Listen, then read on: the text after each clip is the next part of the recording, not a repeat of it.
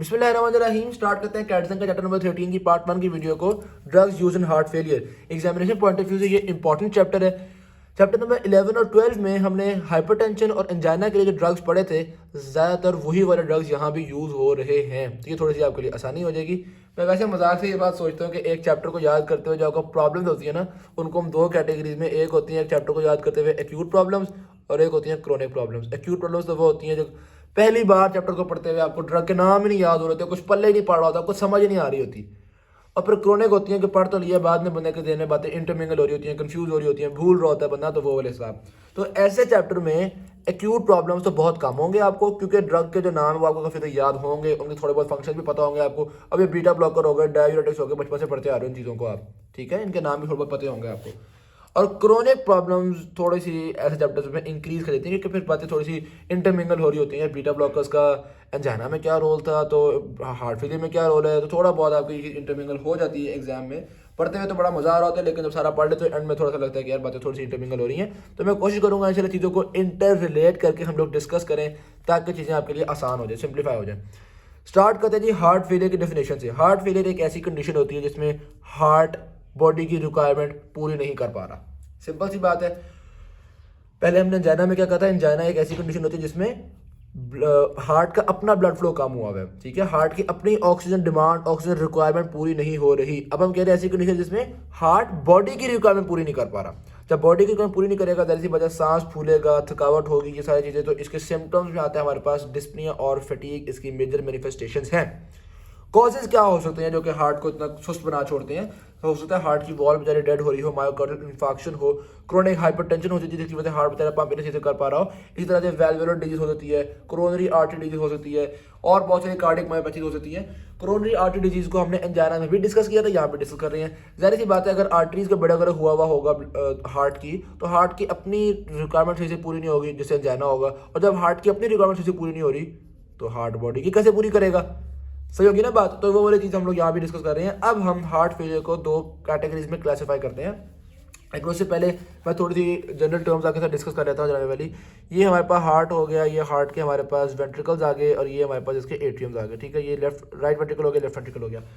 मैं एक वेंट्रिकल को डिस्कस कर लेता हूँ मिसाल के तौर पर। ये हो गया लेफ्ट वेंट्रिकल, इसके अंदर कुछ ब्लड आता भी है, या कह लो राइट वेंट्रिकल के अंदर आपके पास कुछ ब्लड आता है, वो आगे लंग्स में जाता है, फिर लंग्स से होता हुआ आपके लेफ्ट वेंट्रिकल में आता है, और फिर लेफ्ट वेंट्रिकल जब कॉन्ट्रैक्शन होती है तो ब्लड को पंप भी करता है। जब एक हार्ट रिलैक्स करता है, उसके अंदर ब्लड आता है। रिलैक्सेशन के एंड पे जितना ब्लड उसके अंदर आ जाता है, जो उसका वॉल्यूम बन जाता है ये वेंट्रिकल का, उसको हम कहते हैं एंड डायस्टोलिक वॉल्यूम। ओके होगी बात? दूसरा कॉन्सेप्ट, फिर जब कॉन्ट्रैक्शन होती है तो जितना ब्लड आया था उसमें से काफी सारा ब्लड हम लोग पंप कर देते हैं, ठीक हो गया ना बात? तो एक कॉन्ट्रैक्शन में हार्ट जितना भी ब्लड पंप करता है एक कॉन्ट्रैक्शन में, उसको हम नाम देते हैं स्ट्रोक वॉल्यूम। ऐसे ही है। अब इनकी जब हम रेशो निकालते हैं स्ट्रोक वॉल्यूम और एंड डायस्टोलिक वॉल्यूम की, तो उस रेशो से हमें क्या पता चलता है भाई कितनी तगड़ी कॉन्ट्रैक्शन थी। जैसे मिसाल के तौर पे मैं आपसे कहता हूँ कि यार 80 ml ऑफ ब्लड जो है वो हार्ट के अंदर आया था, 80 ml ऑफ ब्लड, तो 80 ml गया, तो डायस्टोल के एंड में वेंट्रिकल के अंदर 80 ml ब्लड हो गया। जब हार्ट ने कॉन्ट्रैक्ट किया तो उसने ऑलमोस्ट 40 ml को बाहर पंप कर दिया, तो यानी कि 50% ऑफ द ब्लड जो है वो पंप कर दिया गया है। हमें स्ट्रोक वॉल्यूम और एंड डायस्टोलिक वॉल्यूम की रेशो से पता चला 50% ब्लड जो है ये बाहर पंप कर दिया है। ये जो परसेंटेज है, ये जो फ्रैक्शन ऑफ ब्लड पंप्ड है, इसको हम नाम देते हैं इजेक्शन फ्रैक्शन। ठीक हो गई बात? अच्छा, फिर इसी तरह से एक टर्म है आपके पास कार्डियक आउटपुट। कार्डियक आउटपुट होता है 1 मिनट में हार्ट ने कितना ब्लड पंप किया, उसको हम कहते हैं कार्डियक आउटपुट। अब कार्डियक आउटपुट दो चीजों पर डिपेंड कर रहा होगा। नंबर एक, हमने अगर देखना है 1 मिनट में कितना ब्लड पंप हुआ, हम कहेंगे भाई एक कॉन्ट्रैक्शन में कितना पंप होता है, ठीक है। और फिर मुझे बताओ कि 1 मिनट में कितनी कॉन्ट्रैक्शन होती हैं। तो कार्डियक आउटपुट निकालने के लिए हम लोग स्ट्रोक वॉल्यूम यानी कि एक कॉन्ट्रैक्शन में कितना ब्लड पंप हुआ मल्टीप्लाई बाय हार्ट रेट कर देते हैं। सही होगी बात? अब अमूमन हार्ट फेलियर में कार्डियक आउटपुट कम ही होता है, सही होगी बात, बात इसलिए बॉडी की रिक्वायरमेंट पूरी नहीं हो पा रही। लेकिन बिग कैटजिंग में लिखा हुआ है कि कई दफा हमारे पास हाई आउटपुट फेलियर भी होता है। अब हाई आउटपुट फेलियर का मतलब ये होता है कि उसमें ऑल्दो हार्ट सही से ब्लड पंप कर रहा है, फिर क्यों नहीं बॉडी की रिक्वायरमेंट पूरी हो रही यार? वो इसलिए नहीं पूरी हो रही क्योंकि बॉडी ने अपनी रिक्वायरमेंट्स ही बहुत बढ़ा दी हैं। हो सकता है कि कोई हाइपरथायराइडिज्म हुआ हो, कोई बेरी हो, एनीमिया हो, कि हार्ट में इतना ब्लड पंप कर रहा है लेकिन आरबीसी ही नहीं है, इसलिए बॉडी की रिक्वायरमेंट पूरी नहीं हो रही। या कोई आपके पास एट्रियल वेनस शंट्स हो, किसी ऐसी कंडीशन की वजह से बॉडी की रिक्वायरमेंट इतनी इंक्रीज कर गई है कि जिसकी वजह से हार्ट से ब्लड को पंप नहीं कर पा रहा, तो आपके पास हाई आउटपुट फेलियर भी होते हैं। लेकिन usually high output failure rare है, यूजुअली हमारे पास कार्डियक आउटपुट कम ही होया हुआ होता है।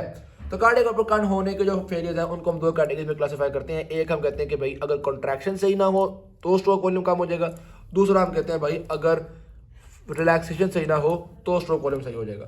कॉन्ट्रैक्शन सही ना हो से मुराद ये होता है कि ऑल्दो सही अमाउंट ऑफ ब्लड भर गई थी वेंट्रिकल के अंदर, लेकिन वेंट्रिकल सीधे कॉन्ट्रैक्ट नहीं कर सका।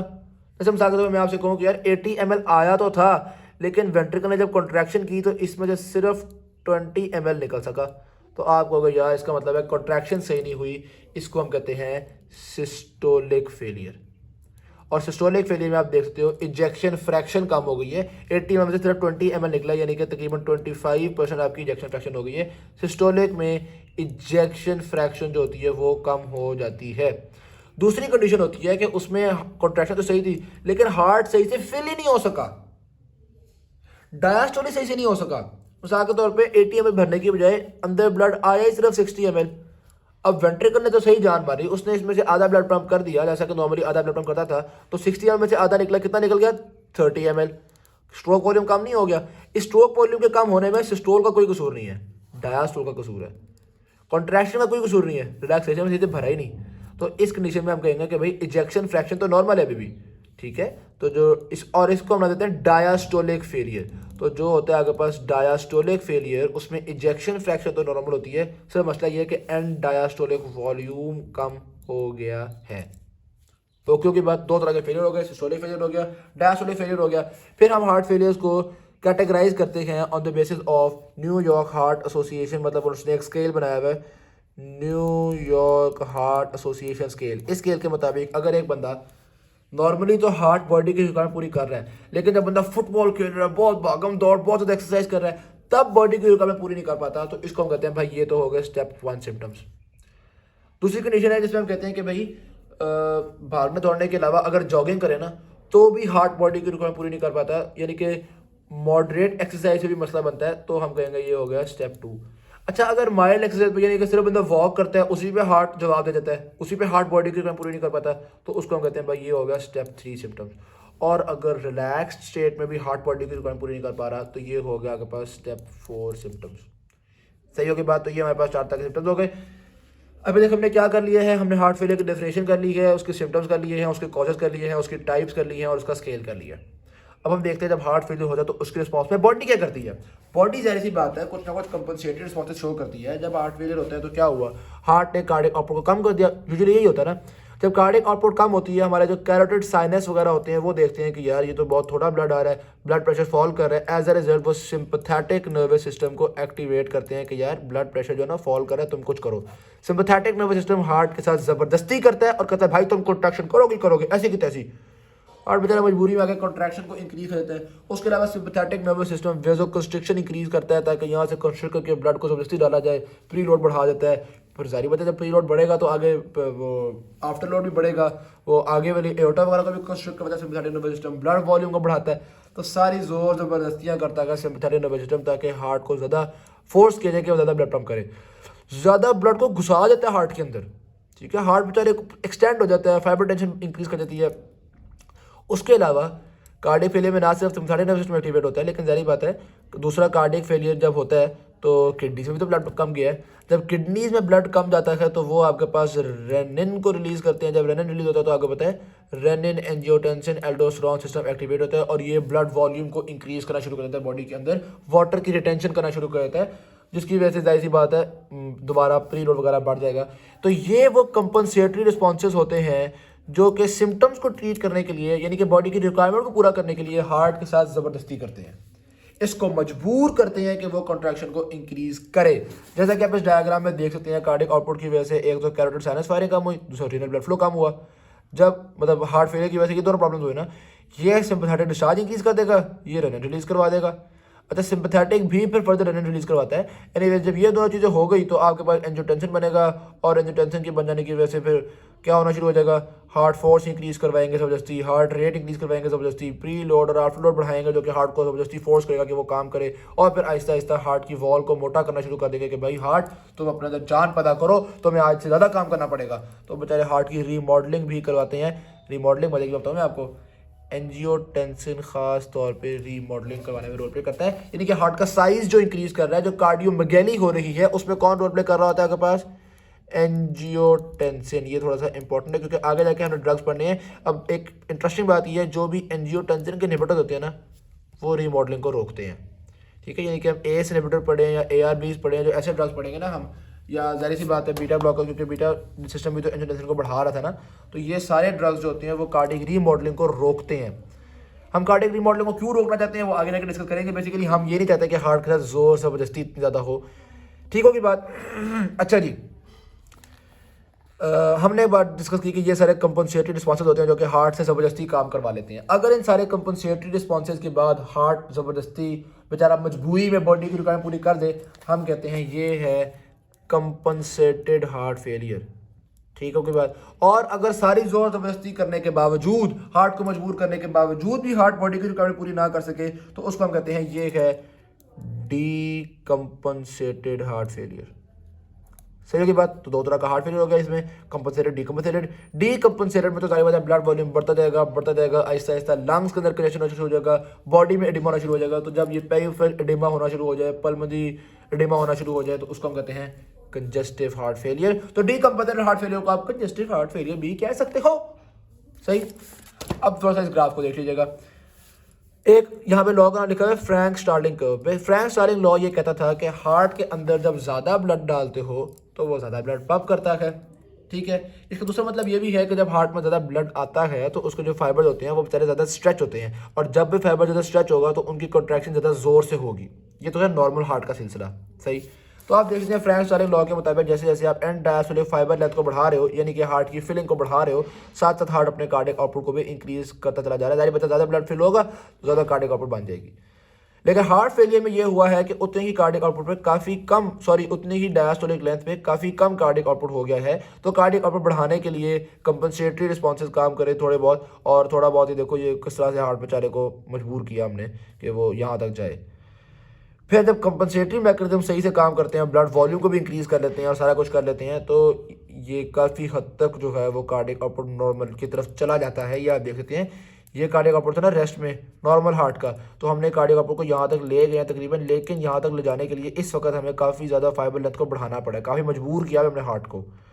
नॉर्मल कंडीशन में तो मजबूर करते थे हम एक्सरसाइज वगैरह में, ठीक है। अभी तो हमने वैसे ही मजबूर करके रखा है ना, और एक्सरसाइज तो ये बंदा कर ही नहीं सकेगा क्योंकि गुजारी पता है हार्ट फेलियर का पेशेंट है। तो ये आपके पास कंडीशन हो गई है जनाब वाली, कंपनसेटरी रिस्पॉन्स से हम खींचाता नहीं करके मायोकार्डियल और फाइबर लेंथ को इंक्रीज करके यहाँ तक ले आए हैं। जाहिर बात है इस कंडीशन में चूंकि मायोकार्डियल फाइबर लेंथ इंक्रीज हुई हुई है तो ऑक्सीजन रिक्वायरमेंट भी हार्ट की इंक्रीज हुई हुई है। लेकिन बार हम कहते हैं हमें किसी वजह से थोड़ा कर रही है, इस वक्त बॉडी की रिक्वायरमेंट को पूरा करना बड़ा जरूरी है, तो होमोस्टैटिक रिस्पॉन्सेज के थ्रू हम बॉडी की रिक्वायरमेंट पूरी कर लेते हैं। मैंने आपको बताया इस सारे प्रोसीजर के दौरान हार्ट बड़ा भी होता है जिसको हम कार्डियोमेगैली कहते हैं। ये जो हार्ट का बड़ा होना ना ये कोई इतनी अच्छी बात नहीं है, क्योंकि जब हार्ट बड़ा होगा तो कार्डियक सेल्स तो वही वाले हैं। इसका मतलब है हार्ट बड़ा हो गया, इसका मतलब है हम हर कार्डियक सेल को ज़्यादा बड़ा कर रहे हैं, हर कार्डियक सेल को फोर्स करें तो ज़्यादा काम करना शुरू करो। आहिस्ता आहिस्ता कुछ कार्डियक सेल्स रिटायरमेंट मांग लेंगे, कुछ कहेंगे यार हमसे नहीं इतना काम होता, तो जब कुछ रिटायरमेंट मांग लेंगे जो बाकी रह जाएंगे उन पर और ज़्यादा बोझ पड़ जाएगा। तो इस तरह हार्ट जो है वो आहिस्ता आहिस्ता डिटोरिएट होता जाएगा। तो ये जो आपके पास रीमॉडलिंग हुई है ये आहिस्ता आहिस्ता अपोप्टोसिस कॉज कर रही होती है, और ये करते करते हार्ट को डिटोरिएट करती चली जाती है। तो हार्ट फेलियर में जो कंपनसेटरी रिस्पॉन्सेज होते हैं उनका अच्छा काम क्या है, टेम्परेरीली बॉडी की रिक्वायरमेंट को पूरा करना, और उनका बुरा काम क्या है, हार्ट को आहिस्ता आहिस्ता डिटोरिएट करना। तो हम कोशिश करते हैं कि इन कंपनसेटरी रिस्पॉन्सेज से बचा जाए ताकि हार्ट डिटोरिएट ना हो। बॉडी की रिक्वायरमेंट पूरी करनी है ना, वो किसी तरह कर लेते हैं यार, वो हम बॉडी की रिक्वायरमेंट कम कर लेंगे, या हम वेजो को डायलेशन वगैरह कर लेंगे, या हम हार्ट को थोड़ा सा मोटिवेट कर लेंगे, लेकिन यार हार्ट को डिटोरिएट कम से कम ना करो, वरना बंदा फिलहाल तो चलो उसका ब्लड प्रेशर वगैरह ठीक हो जाएगा, लेकिन इन द लॉन्ग रन बंदा जल्दी मर जाएगा। तो अगर मैं आपको इसका ग्राफ दिखाऊं जो कि बिग कैट उन्होंने शो किया है, तो बड़ा इंटरेस्टिंग सा ग्राफ उन्होंने बनाया हुआ है। वो कहते हैं देखो जी हार्ट फेलियर हुआ, कार्डियक आउटपुट कम हो गई। अब जैसे ही कार्डियक आउटपुट कम हो जाए आपके कंपनसेटरी रिस्पॉन्सेज आए, नॉरएपिनेफ्रिन इंक्रीज हो गया, एंजियोटेंसिन 2 इंक्रीज हो गया, ये सारे कंपनसेटरी रिस्पॉन्सेज बढ़ गए।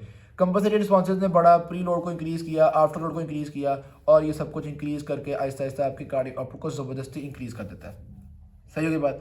अब कार्डियक आउटपुट नहीं पता, जो कि इंजेक्शन फ्रैक्शन भी कम हुआ था, कार्डियक आउटपुट को ज़बरदस्ती आपने इंक्रीज़ तो कर लिया, लेकिन थोड़ी ही देर बाद हार्ट थक जाएगा, कहेगा यार ओह मेरे से इतनी ज़बरदस्ती काम नहीं हो रहा, और दोबारा कार्डियक आउटपुट कम करना शुरू होगा। इतने डंडे से वैसे काम नहीं होता। जब वो कम होना शुरू होगा ना, तो मज़ीद कंपनसेटरी रिस्पॉन्स आएंगे, वो मज़ीद ज़ोर ज़बरदस्ती करेंगे, दोबारा आफ्टर लोड को बढ़ाएंगे ऐसी की तैसी, और हार्ट को दोबारा मजबूर करेंगे कि वो और मेहनत से काम करे। हार्ट थोड़ी देर बाद दोबारा हार मान जाएगा, और फिर करते करते ये मजबूर करते जाएंगे। हर दफ़ा हार्ट की हिम्मत पहले से कम होती चली जा रही है, क्योंकि अब आप बहुत ज़्यादा मजबूर कर रहे हो उसको। तो आप देखो, शॉर्ट टर्म में तो आप इन सारी चीज़ों की वजह से कार्डियक आउटपुट को नॉर्मलाइज कर लेते हो, लेकिन लॉन्ग टर्म में कार्डियक परफॉर्मेंस जो है वो कम से कम होती चली जा रही है। आखिर में इनर लाइव इनर राजू तक पहुँच जाएगी। सही है। तो इसको आपने इतना ये प्रोग्रेसिवली शॉर्ट टर्म में तो ठीक है, लेकिन लॉन्ग टर्म में ये हार्ट का बेड़ा गर्क कर रहा होते हैं कंपनसेटरी रिस्पॉन्सेज। तो अब अगर मैं आपसे पूछूं कि हमारी थेराप्यूटिक स्ट्रैटेजीज क्या होती हैं, तो हमारी दो थेराप्यूटिक स्ट्रैटेजीज हैं। पहला तो काम ये होता है कि हम सिम्टम्स को ट्रीट करें। पहले तो ठीक है भाई, शॉर्ट टर्म काम करना हमारा भी मकसद है कि बॉडी की रिक्वायरमेंट को पूरा किया जाए, वरना वैसे ही ब्रेन को ब्लड सप्लाई ना जाने की वजह से बंदे का इंतकाल हो जाएगा। तो पहले तो रिक्वायरमेंट ये है कि सिम्टम्स को ट्रीट किया जा सके, लेकिन दूसरी रिक्वायरमेंट ये होती है कि हार्ट को बेहतर किया जा सके। इन द लॉन्ग रन हम लोग हार्ट को बेचारे को बचा सकें। समझो की बात। तो यहाँ पे वो कह रहे हैं पहली रिक्वायरमेंट ये होती है हमारे पास कि रिड्यूसिंग द सिम्टम्स और स्लो करना प्रोग्रेशन को, यानी कि हार्ट को बचाना। ये जो आपका प्रोग्रेशन हो रहा है ना डेथ की तरफ, इस प्रोग्रेशन को स्लो करना। और फिर दूसरा काम ये है कि अभी अगर पेशेंट आया है तो फौरी तौर पे डीकम्पनसेटेड फेलियर हुआ है उसको, तो उससे उसको बचाना। तो management of acute episodes of decompensated failure. तो अगर कोई बंदा अभी आया और उसको फेलियर हो रहा है, तो जाहिर सी बात है एक तो उसको उस फेलियर से बचाना है, और फिर दूसरा मकसद ये होगा कि ना सिर्फ आज ही इसको बचाया रखें, हम इसको लॉन्ग टर्म में भी ज़्यादा ज़िंदगी दे। हम तो नहीं दे सकते, अल्लाह दे सकते हैं, लेकिन हम कोशिश करें। तो हमने कंपनसेटरी रिस्पॉन्सेज को कम करना होता है, ठीक है। आफ्टर लोड को कम करना है, तो इसके लिए हम एस इनहिबिटर देंगे। इसी तरह से प्री लोड को कम करना होता है। इसी तरह से हार्ट के साथ जो ज़बरदस्ती हो रही है उसको कम करेंगे, जिसके लिए हम बीटा ब्लॉकर देते हैं, वेज़ोडाइलेटर देते हैं ताकि हार्ट की ब्लड सप्लाई अपनी अच्छी हो सके, डिजिटल ग्लाइकोसाइड्स देते हैं। ये आपने पहले नहीं डिस्कस किए भी होंगे, इसमें डाइजॉक्सिन वगैरह आते हैं। हम लोग इस चैनल पार्ट 2 की वीडियो में इसको स्टडी करेंगे। ये जो डाइजॉक्सिन वगैरह होते हैं ना, ये कंपनसेटरी रिस्पॉन्स को कम नहीं करते, ये हार्ट से मेहनत करते हैं। यार हार्ट देखो, तुम जरा अच्छा काम करो, लेकिन ये देखो ये अच्छे बच्चे हैं। तो डाइजॉक्सिन वगैरह ना, ये हार्ट को मोटिवेट करते ज़्यादा काम करने के लिए। बाकी कंपनसेटरी रिस्पॉन्स तो हार्ट को मजबूर कर रहे थे ना, उनसे तो हार्ट कमज़ोर होता है बेचारा। ये मजबूर नहीं करते, ये जाके अंदर कैल्शियम को बढ़ाते हैं और शाबाश देते हैं, थपकी छपकी देते हैं, नाम शनाम देते हैं। तो ये हार्ट को मोटिवेट करते हैं, ये अच्छे बच्चे हैं। तो दो तरह के ड्रग्स हो गए आपके पास। एक तो वो हो गए जो कि हार्ट को मोटिवेट करके कार्डियक आउटपुट को इंक्रीज़ करते हैं, और दूसरे वो हो गए जो कि कंपनसेटरी रिस्पॉन्स को घटाते हैं, क्योंकि उनको पता है कि कंपनसेटरी रिस्पॉन्स से आर्जी तौर पर तो बॉडी बड़े मजे में है, लेकिन लॉन्ग रन ये हार्ट को कमज़ोर करेंगे। तो वो कहते हैं भाई आर्जी तौर पे पेशेंट से कहते हैं यार आप ना करो एक्सरसाइज वगैरह, थोड़ा सा चिल घर बैठ जाओ, थोड़ा सुकून से करो, लेकिन कम अज़ कम आपका हार्ट फेलियर की तरफ ना आ जाए। फिर इसी तरह से डाययूरेटिक्स यूज़ करते हैं। डाययूरेटिक्स फर्स्ट लाइन ट्रीटमेंट है हार्ट फेलियर के लिए। आपको याद है हाइपरटेंशन के लिए भी फर्स्ट लाइन थे, ये क्रोनिक एंजाइना के लिए फर्स्ट लाइन। खैर डाययूरेटिक्स हार्ट फेलियर के लिए फर्स्ट लाइन होते हैं, सिस्टोलिक हार्ट फेलियर में भी, डायस्टोलिक में भी, और ख़ास तौर पे अगर आप डिस्कस करें क्रोनिक में भी, एक्यूट में भी डाययूरेटिक्स होते हैं। डाययूरेटिक्स फर्दर आपको पता है एक लूप डाययूरेटिक्स होते हैं, जिसमें हम लोग फ्यूरासेमाइड वगैरह का जिक्र करते हैं, और दूसरे थायाजाइड होते हैं जिसमें क्लोरोथैलोडाइन वगैरह डिस्कस होते हैं। और भी बहुत सारे डाययूरेटिक्स हैं, आप आगे जाके पढ़ेंगे। स्पाइरोनोलैक्टोन है, एपिलेनोन है, ये वो चीज़ें हैं। अच्छा, स्पाइरोनोलैक्टोन का नाम आ ही गया तो मैं आपको एक मजे की बताता हूँ। स्पाइरोनोलैक्टोन ना गायनेकोमैस्टिया कॉज करता है। आगे जाके और हम पढ़ेंगे, लेकिन मैं कहता हूँ कि थोड़ा सा मैं आप लोगों को, अगर ये देखो यहाँ पे लिखा स्पाइरोनोलैक्टोन, ये ब्रेस्ट टेंडरनेस गायनेकोमैस्टिया वगैरह कॉज कर सकता है। मैं थोड़ा सा आपको हिंट दे देते हैं, आगे जाके हम लोग अपने पढ़नी है ये सारी बातें, लेकिन पता है थोड़ी सी आगे की बात पहले ही पता चलता है ना, तो जरा बंदे का इंटरेस्ट बन जाता है। ऑल राइट जी, डाययूरेटिक भी डिस्कस कर लिए, बीटा ब्लॉकर भी डिस्कस कर लिए। एस इनहिबिटर्स होते हैं, वो आपको पता है एस इनहिबिटर्स में नाम आता है आपके पास कैप्टोप्रिल वगैरह का। इसी तरह हमने ARB पहले पढ़े हुए जिसमें नाम आता है मेरे पास लोसार्टन का, डिजिटलस वगैरह पढ़ लिया। अच्छा, इसी तरह से ना ब्रेन नाइट्री यूरेटिक पेप्टाइड और एट्रियल नाइट्री यूरेटिक पेप्टाइड भी होते हैं। ये पता क्या करते हैं, नाइट्री यूरेटिक पेप्टाइड नाम से जाहिर है, जब एट्रियम बहुत स्ट्रेच हो रहा होगा, फाइबर लेंथ बहुत इंक्रीज हो रही होगी, तो यहाँ से एट्रियल नाइट्री यूरेटिक पेप्टाइड रिलीज होगा और ब्रेन से ब्रेन नाइट्री यूरेटिक पेप्टाइड रिलीज होगा। ये सोडियम को बॉडी से निकालेंगे, जब सोडियम बॉडी से निकलेगा तो वाटर निकलेगा, जब वाटर निकलेगा तो ब्लड वॉल्यूम कम होगा, ताकि एट्रियम को इतने स्ट्रेच का सामना ना करना पड़े। अब ब्रेन नाइट्री यूरेटिक पेप्टाइड की तरह का ही एक ड्रग होता है जिसका नाम है नेसेरिटाइड, ठीक है, तो वो भी हम लोग यूज़ करते हैं यहाँ पे। और उसके अलावा ब्रेन नाइट्री यूरेटिक पेप्टाइड ना ब्रेक हो रहा होता है नेप्रिलाइसिन से, तो इस नेप्रेलाइसिन को इनहिबिट करने वाला भी एक ड्रग होता है जिसका नाम है सेकोबिट्रेल।